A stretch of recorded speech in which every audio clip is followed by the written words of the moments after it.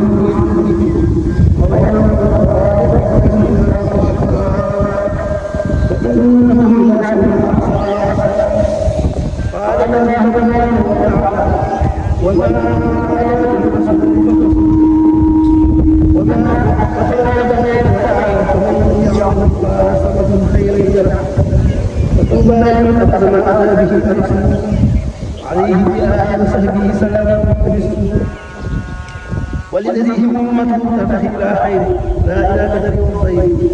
وويل لمن لم يأت عليه المتقى عليه وآله وصحبه سلام من شاء الانتقاء وأوصيكم طيبا الوالد من كفى ليس وليس بالقضاء وأوصيكم أيها الأزواج بوجه من كفى ليس بحسب الأموال بأن لا تفاءل ولا نحكي لكم أبدا وإن كفاءكم وتجد إليكم الأمر أبدا وأنهاركم من الجبل أن يتخذوا لما ظلمتم يوم الفكرهم بالصلاة وحينهم ولا تتقوا الكلمات إلا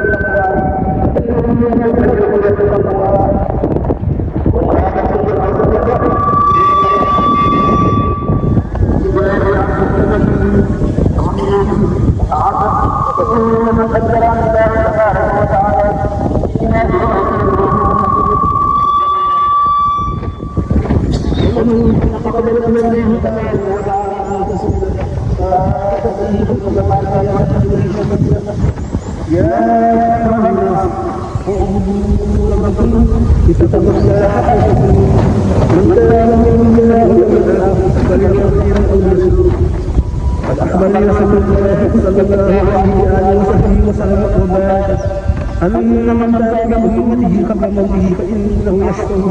في عند موته ميته وأن من يتب منهم توبة نصوحا فقد أمن الرجل معصوم الفداء ربنا لا تقبلنا وهبنا من لدنك وحبنا منك رحمة إنك أنت الوهاب ربنا يغفر لنا ولإخواننا الذين سبقونا بالإيمان ولا تجعل في قلوبنا غفلة للذين آمنوا ربنا إنك رؤوف رحيم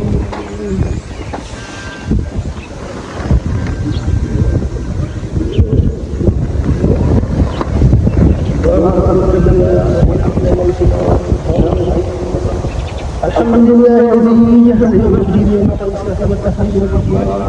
والصلاة والسلام على أخرجنا من الجهل والشرك والنفاق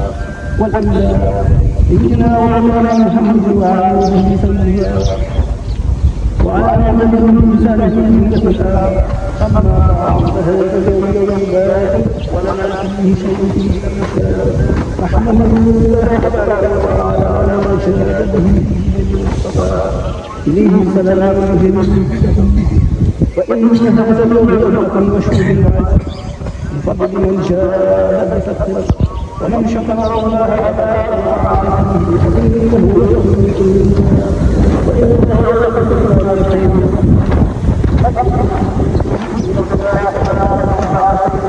فإنه تبارك وتعالى يقول يا حي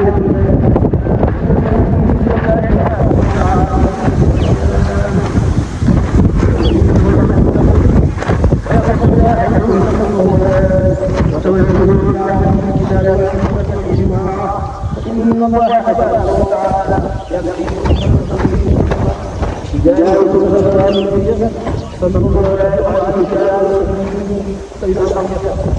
الحمد لله الذي هدانا لهذا وما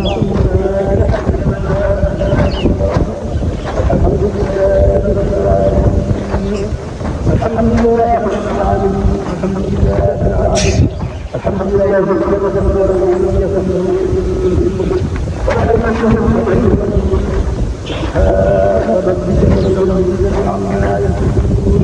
والسلام على المرسلين والحمد لله رب العالمين.